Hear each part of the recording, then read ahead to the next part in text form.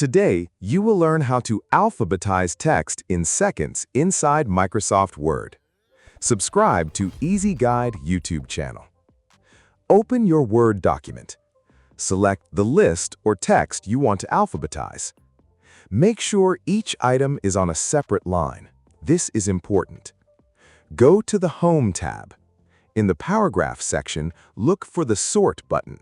It looks like AZ with a down arrow. Click it. A new box called Sort Text will open. In Sort Text, choose Paragraphs in Sort By. Choose Text in Type. Select Ascending to sort from A to Z, or Descending to sort from Z to A. If your list includes a heading, tick the Header Row option. Click OK. Your list is now perfectly alphabetized. If sorting doesn't work properly, check that there are no extra spaces before words.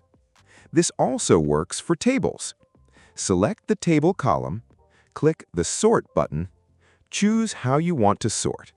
Word will arrange the table rows automatically.